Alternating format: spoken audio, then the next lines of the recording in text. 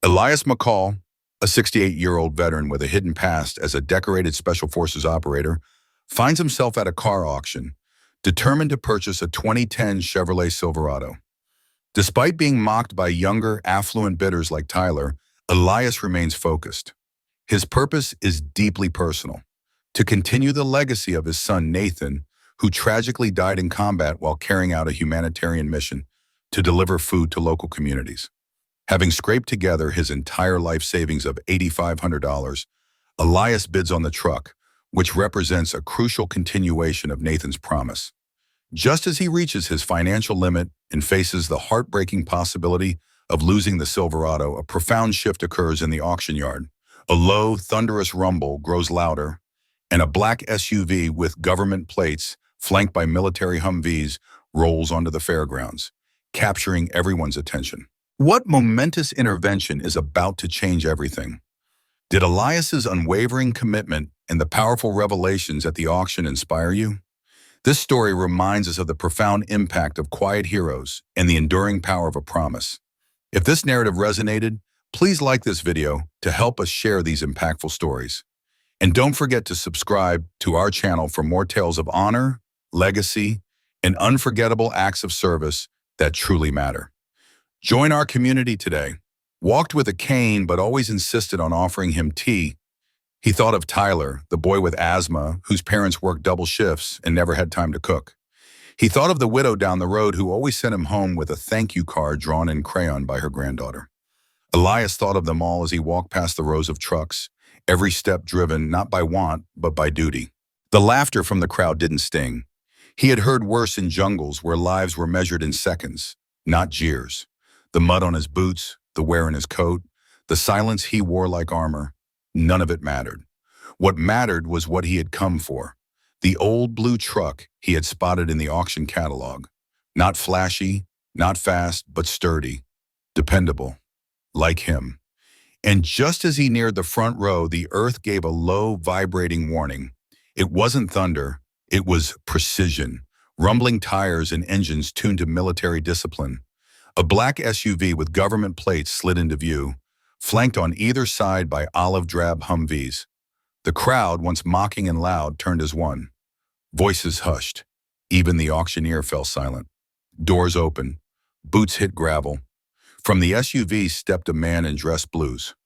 General Samuel Whitaker. His uniform gleamed with stars and ribbons, but his eyes were fixed on only one person.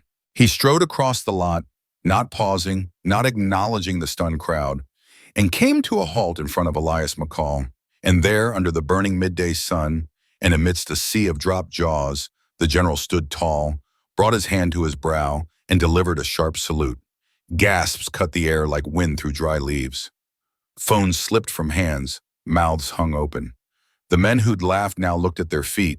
And in that moment, the entire town understood that Elias McCall was not just some old man trying to outbid them on a truck. He was something else, someone else.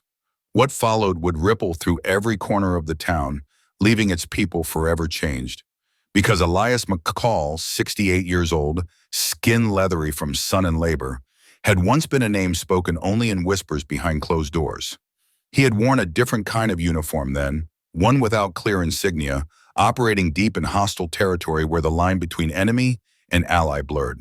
Special Forces. Missions the government didn't admit to, files too classified for sunlight. But when he came home, he didn't chase praise or platforms. He bought a worn patch of land outside town, tilled the soil with his bare hands, and let the war fade into the creases of his weathered face.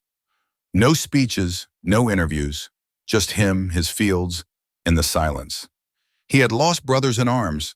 He had lost time, peace, sleep, and eventually he lost Nathan.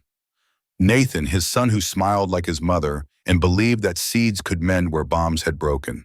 Nathan, who didn't carry a rifle but a bag of tools and an open notebook filled with careful sketches and handwritten reminders. He believed in healing. He believed in feeding hope. Until the day that convoy never made it back. When Elias got the call, it didn't come with fanfare, just a folded flag and words that rattled like hollow shells. For weeks, he didn't speak. For months, he couldn't go near Nathan's room. He drifted through the days like a ghost, unsure how to keep breathing in a world Nathan no longer walked, until the day he opened that garage and found the notebook. Every scribbled line was a map of his son's heart. Names, drop-offs, little kindnesses tucked between logistics. Add 2 eggs for Mrs. Harris. Don't forget to wave at the twins. She hates onions. Swap for zucchini. It was more than delivery. It was connection. Elias sat on the porch until the sun disappeared behind the ridge, notebook pressed to his chest like it was still warm from Nathan's hands. And by nightfall, the fog had lifted just enough for him to see a path. He would carry on. He would drive the routes, make the drops, knock on doors just like Nathan had. Not because he was trying to replace him, nothing could, but because the mission wasn't done. Every Saturday since, Elias loaded produce into his old Ford. Rain, shine, or snow. No news crews, no headlines. Just worn tires, squeaky brakes, and the quiet strength of purpose. For the ones Nathan once served. For the ones who waited. For the ones who needed to be remembered. And when the truck finally gave out, it felt like losing him again. Still, Elias didn't stop. He cut corners, sold off his tools, tightened every belt. That's how he scraped together just enough for a bid.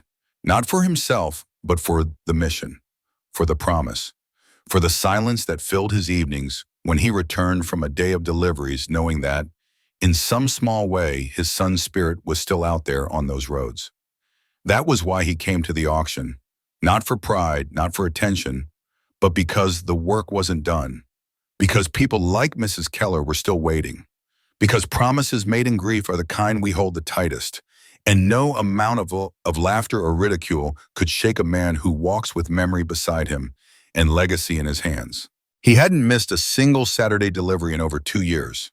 Rain, cold, fatigue, none of it had ever stopped him. As Elias McCall made his way across the gravel lot, his thoughts drifted, uninvited but familiar. He thought about Nathan, who once told him, sometimes the delivery's just an excuse to check if someone's still okay. That line echoed in his chest, softer than breath, but louder than the laughter behind him. He also thought about the Silverado, not just any truck. It was a memory on wheels, a vessel carrying love and duty across rusted time. Worn steel, faded paint, tires gone dusty with years. It was a continuation of something sacred. The auction yard pulsed with the arrogance that money often breeds. People walked like they owned the ground. Men in crisp jeans and polished boots strutted across the lot, voices loud with deals, egos puffed like parade balloons. Young contractors leaned against chrome bumpers, mirrored sunglasses flashing, Bluetooth earpieces hanging like status symbols. They moved like kings among commodities, scanning trucks like predators choosing prey. Here, pickup trucks weren't tools. They were declarations. Parked pride. Victory in the shape of horsepower and leather seats. In that noise and shine, Elias McCall was a thread pulled from another fabric altogether. His clothes hadn't seen starch or polish in years. His boots were scuffed, soles worn thin. The jacket he wore hung loose, army issued from a war most had forgotten, with sun-bleached patches and stitches fraying like old promises. But he wore it still, not out of nostalgia or to provoke stares. He wore it because it anchored him to who he still was. He moved through the rows of vehicles with a quiet, unhurried purpose, like a man who didn't need to prove anything. From the back pocket of his jeans, he pulled out a small green notebook, creases deep, pages covered in pencil notes. Each line the result of late-night research, done at a kitchen table lit by a single tired bulb. Engine types, towing capacity, mileage, known issues, facts and figures earned through effort, not handed over by some dealer. Every dollar he had mattered. He couldn't afford mistakes. Each cent had a job to do.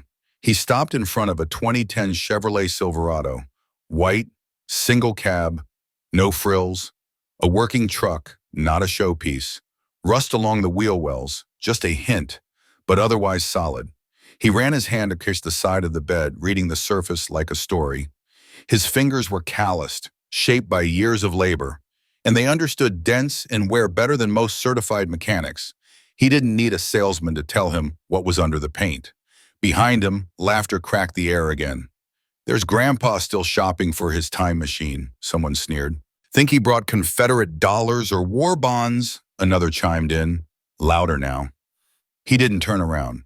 Tyler, maybe 22, hair slicked back and sunglasses too big for his face, held up his phone and started filming. His voice oozed mockery. Y'all get this, he said, snickering. Gramps is about to outbid us with his pension check. Elias stayed still. His eyes remained locked on the truck. He flipped through his notebook again, quietly, carefully. He had exactly $8,500, and he was prepared to spend every last bit of it if that's what it took to keep Nathan's promise alive. A young auction assistant approached him, clipboard in hand. The expression on the man's face was polite enough not to be offensive, but beneath the courtesy was doubt. The kind of doubt that looked a man up and down and decided he didn't belong here. "Sir, are you here to bid?" the assistant asked. The words weighed down with assumption. "I am," Elias replied, calm and clear, handing over his registration and a letter from the bank. No hesitation, no apology. The assistant scanned the papers. His eyebrows lifted slightly in surprise. Then he nodded. Lot 47, Silverado. Should be coming up in the next 30 minutes. Elias gave a nod in return and walked to a weathered bench near the edge of the yard. He passed glances, whispers, the sideways smirks people give when they think they already know your story. He ignored them all. Sitting down, he unscrewed the top of a dented thermos and took a slow, deliberate sip of water. His back straight, shoulders squared. Old habits, good ones, the kind that stay when everything else changes. Not far away, Harlan Reed sat in silence. A retired Army Sergeant Major, Reed had been watching Elias for the last 10 minutes, curiosity building in the stillness. There was something about the man, something in how he walked the lot, how he studied the trucks, how he wore that decades-old jacket with no hint of pride or performance. And then he saw it, a flash of green in the breast pocket. That notebook, small, worn, faded, but unmistakable. Every man who'd served in Operation Prairie Ghost had carried one just like it. It wasn't something you picked up at a store.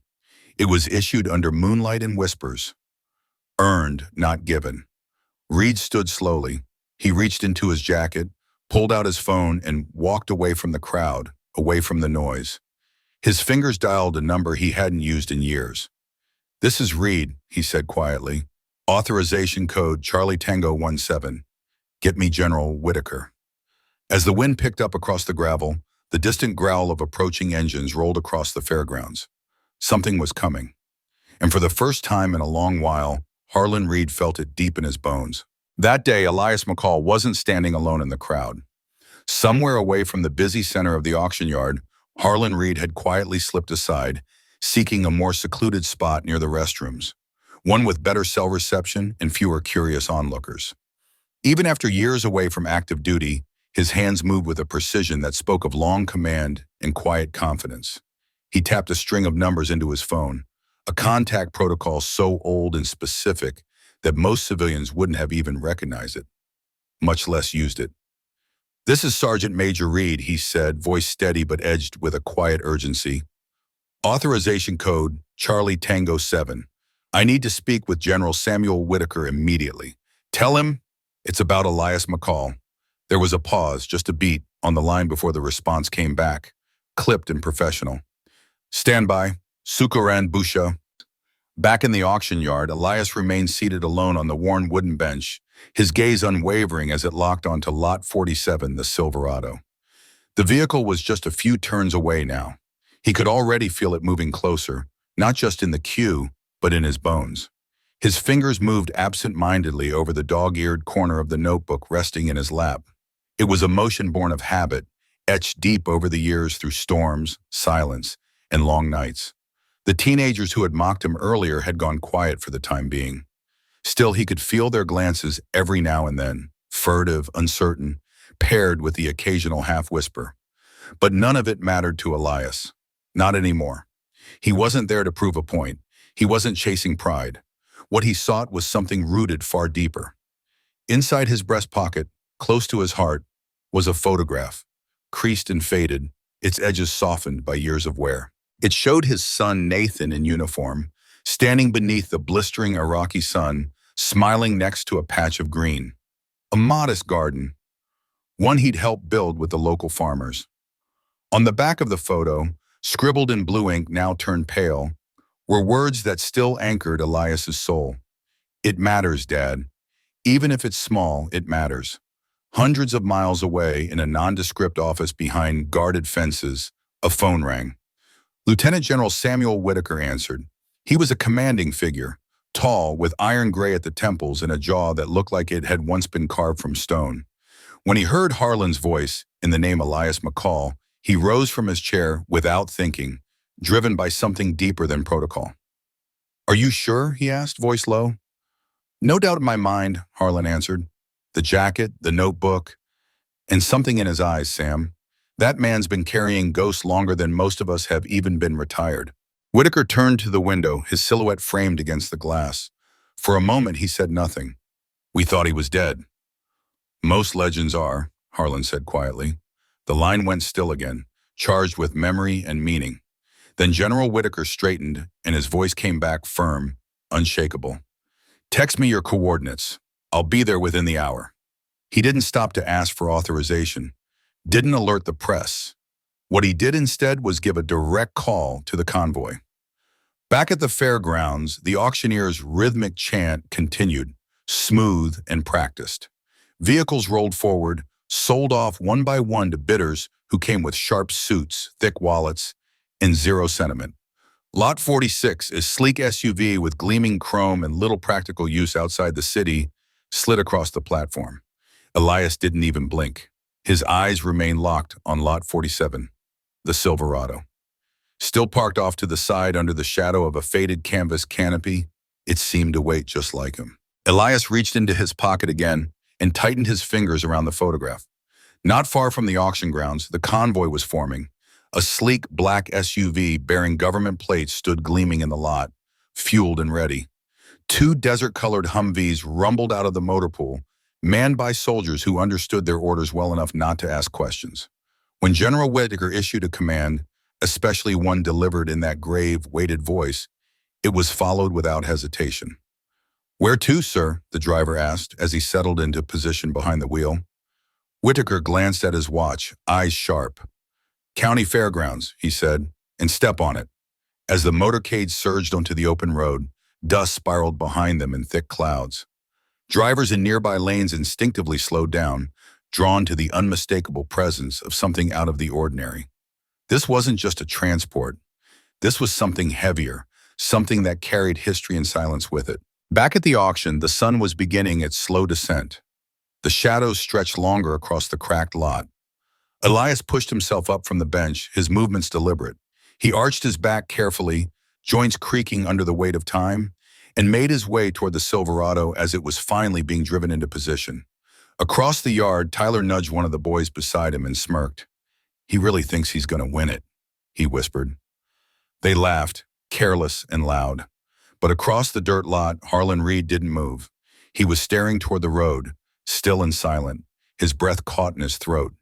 He heard it first, that low, unmistakable rumble in the distance. Not traffic, not farm trucks. Engines with purpose. Power. Something was coming, and the world was about to remember the name Elias McCall. $6,000. That's what started it all.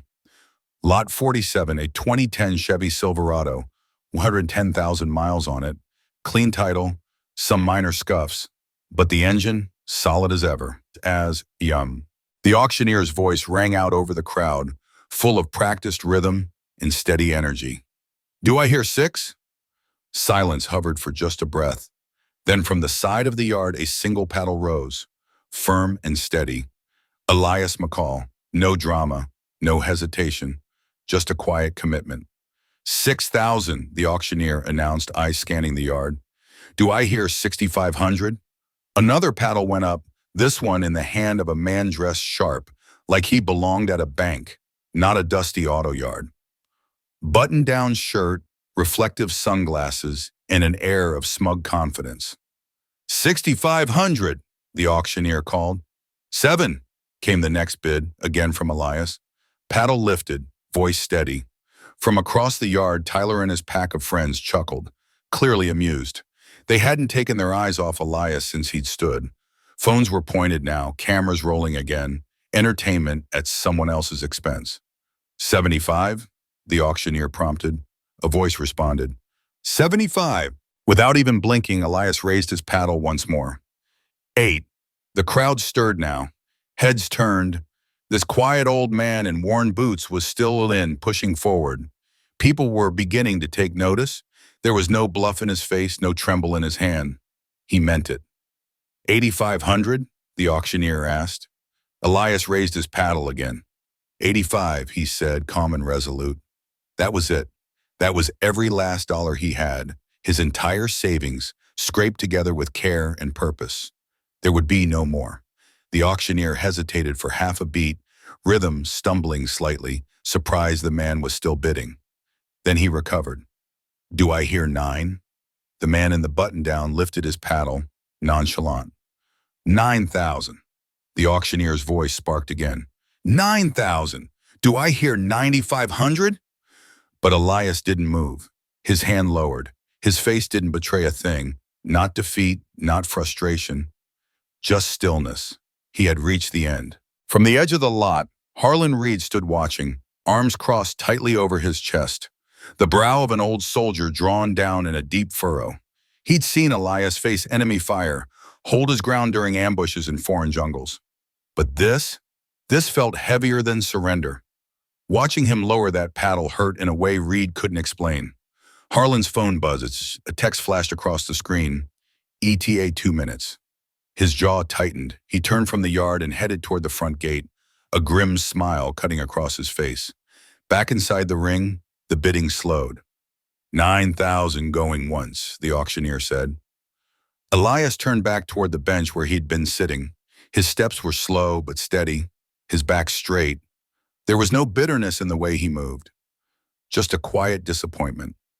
He had tried, he had stood tall, and now he walked away with nothing more than the dust on his boots and the pride he refused to let go of. Going twice. Then it happened. A sound began low. Dum. Almost a growl, a faint, distant rumble that grew louder with every second. The ground beneath the crowd gave the slightest tremble, just enough to make people pause mid-breath. Heads turned, curious at first, then more heads turned, and more, until the entire auction yard stood still, watching the road. From the main entrance to the fairgrounds, a black SUV came into view, tires crunching over gravel, government plates, polished like glass. Its windows were pitch dark. Behind it, 2 Humvees followed close, desert tan, military issue, moving in precise formation. Dust kicked up behind the convoy as it rolled through the gates with quiet authority. All conversations stopped. Phones that had once been raised in mockery now hovered in uncertainty. Curiosity rippled through the crowd like a wave. "What the hell is this?" someone muttered. Tyler lowered his phone, his smirk falling away as confusion settled in. The auctioneer stood frozen, his microphone still hot, but words gone dry. His mouth hung slightly open, unsure if he should keep speaking or run. The SUV eased to a stop just outside the bidding circle. The Humvees flanked it perfectly, one on each side. The symmetry was surgical. And then, nothing. For a long, taut moment, no one moved. The entire yard was holding its breath. The back door of the SUV opened slowly, deliberately. From the shadows within, a tall figure emerged, dressed in full military regalia, chest gleaming with the metals, boots clicking softly against the gravel, and posture stiff as forged iron. The insignia on his shoulder left no doubt. A 3-star general. He said nothing. He stood tall and scanned the crowd, eyes sharp beneath the weight of rank and time. Then, with complete clarity of purpose, he fixed his gaze directly on Elias McCall. The general raised his hands slowly to his brow, and with the kind of reverent precision born from years on the battlefield, he delivered a salute, a tribute, plain and personal, silent but resounding. The entire yard was struck into silence, so complete it felt like even the breeze had stopped to bear witness. No one moved, no one spoke. The world narrowed to that single moment of recognition. Elias turned, his eyes squinted slightly, unsure if they could trust what they saw. His brow furrowed, caught between disbelief and memory. But there he was, General Samuel Whitaker, standing proudly in his full uniform. The man's stars glinted in the soft light, his ribbons a testament to a lifetime of service. But it wasn't the shine of medals that stilled the crowd. It was the salute, unmistakable, sharp, deeply personal. A message delivered without words. You are seen. You are known. You are honored. Elias stood taller without even thinking. His body remembered what to do before his mind did. His spine straightened, his boots rooted firm. He lifted his hand in return, and the two men, bound by something only those who've seen war understand, held their salute as the last light of the day cast long shadows across the dust. The salute rose slowly, deliberate and unhurried. His weathered hand lifted not with pomp, but with the quiet grace of someone whose body remembered what his heart had long buried. It was emotion carved from years of service, not from a need for recognition. His eyes met the general's. Two men who had walked through fire, carrying burdens that no civilian could fully comprehend, their souls marked by the silent echoes of battles past. Master Sergeant Elias McCall, General Whitaker said with firm resolve, his voice clear and resonant. Permission to approach. Granted, Elias replied, his voice low, grounded, and edged with the kind of heaviness that comes from having lived through too much. But drop the formality. We've seen more than enough for that. The handshake that followed wasn't just a gesture. It was an embrace of shared history, the brief but powerful clasp only warriors recognize, where no words are necessary because everything that matters has already been endured together. All around them, the crowd began to stir. The murmurs spread in a wave, soft at first, then rising like a tide. Phones were raised again, not out of ridicule, but reverence. Tyler still stood there, phone frozen in his hand, but this time he didn't move. He couldn't. General Whitaker turned to face the auctioneer, who still stood, stunned, microphone dangling from his hand. The general pointed toward the dusty Silverado. That vehicle, he said with unwavering certainty, has been officially acquired by the Special Operations Warrior Foundation. It is no longer available for public bid. A young aide in a tailored dark suit stepped forward, carrying a leather portfolio with crisp precision. He handed it to the auctioneer, who fumbled through the documents, his eyes scanning the pages with urgency. His hands shook, and his voice stammered. Everything appears in order. The whispers rippled outward like a wind through wheat fields. Who is that man? What's going on? And then came the sound of another engine. A second vehicle rolled into the auction lot, unmistakable with the Army Special Forces insignia emblazoned on its door. 4 soldiers stepped out in full formal dress, their movements crisp, exact. They formed an honor guard around Elias.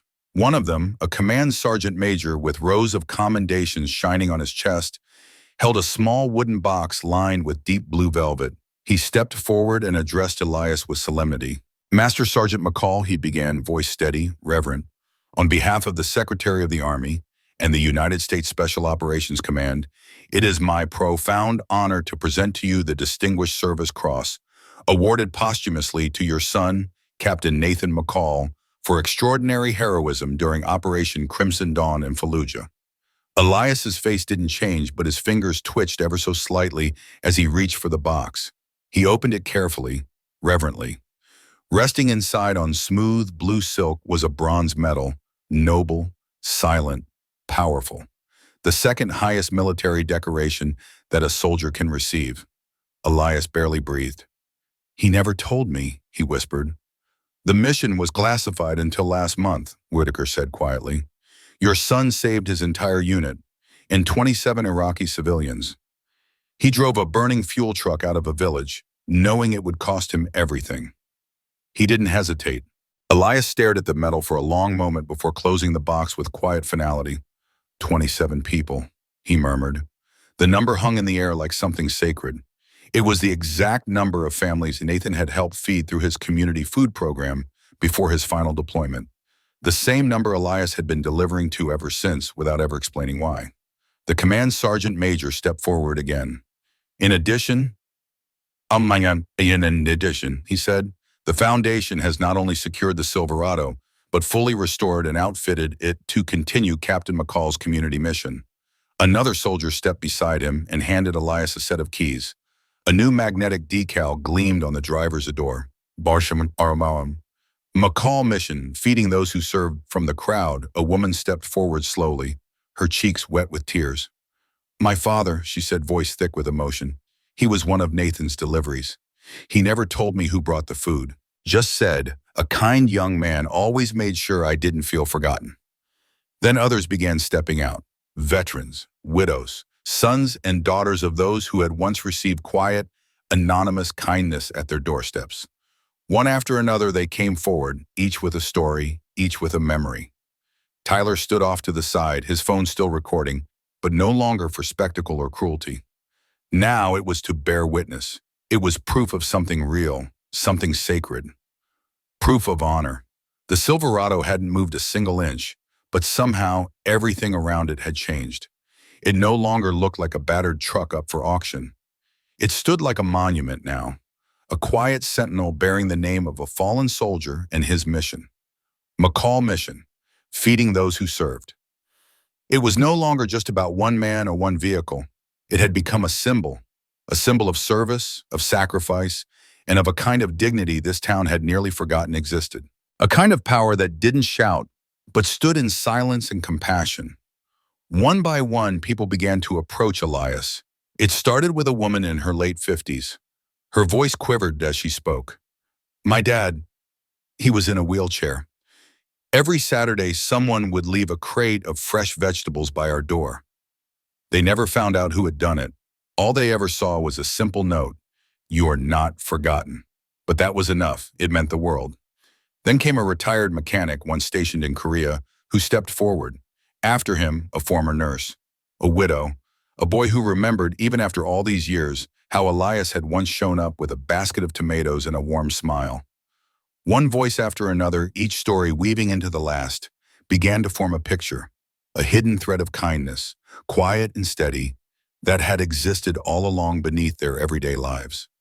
All of it driven by the legacy of a fallen soldier, carried on through the quiet devotion of his father. Off to the side, Tyler, the boy who had laughed the loudest earlier, stood now in silence, visibly rattled. His mother came up beside him, her eyes brimming with tears. Mr. McCall, she said softly, her voice trembling. I didn't know. My father passed last year, but every Saturday he waited for that knock at the door. It was the highlight of his week. He never missed a meal, never felt alone. Elias turned to her and offered a gentle nod. That was your father? He asked. She nodded slowly. He never let us find out who was behind it. Said whoever it was didn't want recognition, just to be remembered. For once, Tyler had no words. His mouth opened, then closed again. His face flushed with something between guilt and realization.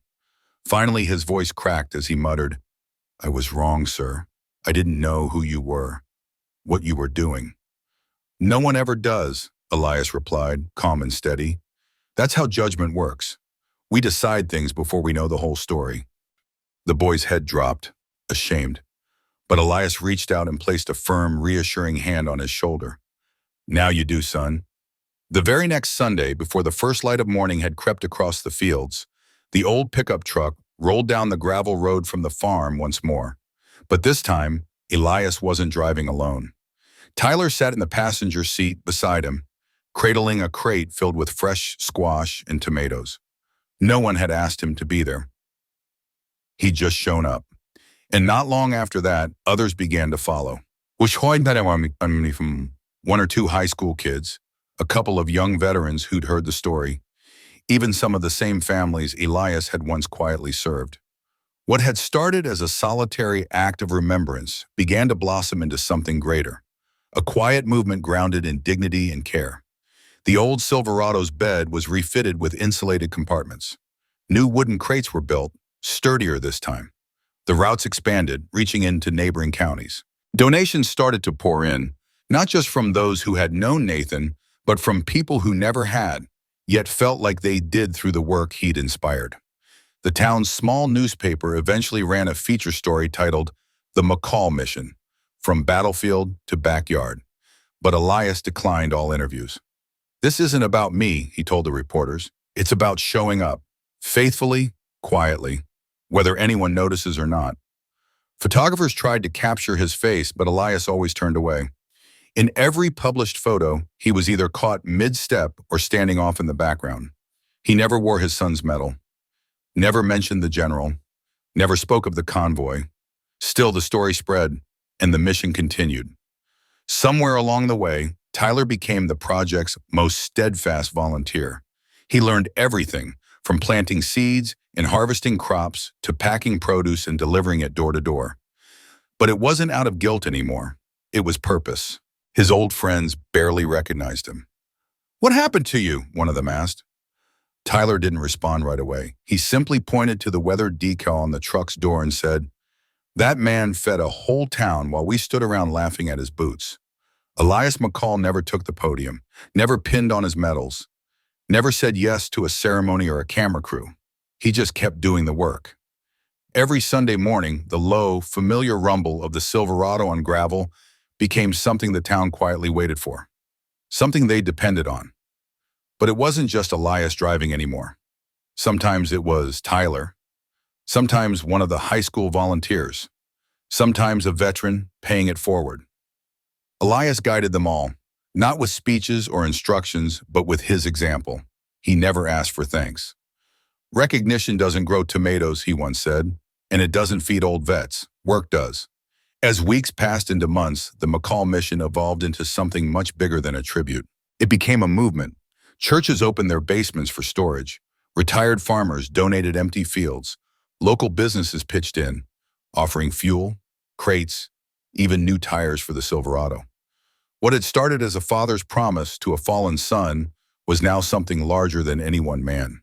It had taken root across the county. Across the state, a quiet ripple began to spread.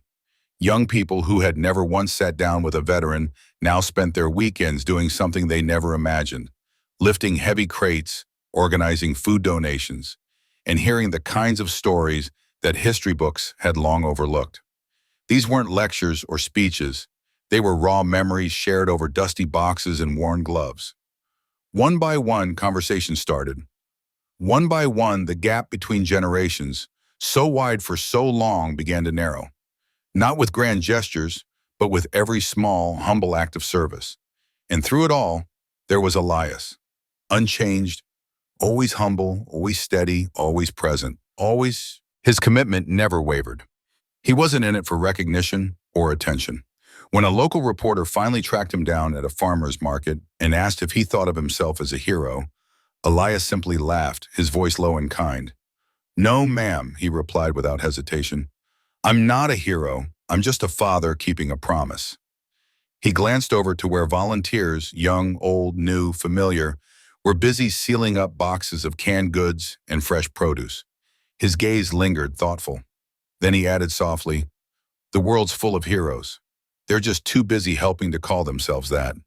The camera pulled back slowly, capturing the scene, not of a man standing on a stage, but of one man surrounded by others, all quietly working for something greater than themselves. As the image faded, the message was clear. Dignity doesn't shout. It doesn't seek a microphone or ask for applause. Sometimes it simply shows up, week after week, mile after mile, for the people who need it most. In a world spinning faster every day, where value is often confused with volume and fame is mistaken for worth, Elias McCall's story stands as a quiet rebellion, a reminder that purpose doesn't need to trend and goodness doesn't need to go viral. You don't have to be loud to change lives. You just have to show up. Elias never sought praise. He never once posted about what he was doing. He never asked for attention or reward.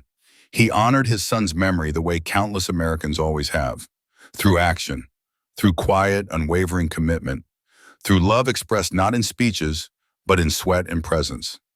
His story speaks to a different time, and maybe to a different kind of strength, a time when neighbors looked out for one another, when promises carried weight, and when service wasn't a stage performance but a moral duty. Maybe the real question today is this: in a country fractured by noise and divided by difference, could kindness, uncomplicated, uncelebrated kindness, be the quiet revolution we've been waiting for? Think of someone like Elias, someone you've known who gave without asking for anything in return, who lived their values day in and day out. What would America be like if we all carried that same quiet purpose? We want to hear your voice. Tell us, what does service mean to you now? Who in your life has lived like Elias? Share their story. Share your story. Let the conversation begin and let it grow. Keep the values alive. And if this story moved you, if it stirred something old and true inside you, or reminded you of what matters most, then stay with us. Like the video. Subscribe to the channel. More stories are coming. Stories of honor, of legacy, of the unsung heroes still walking among us. Because as Elias proved beyond any doubt, you don't need a spotlight to shine. You just need to keep your promise. Thank you for watching. And as always, deep respect to those who serve and to those who never stopped.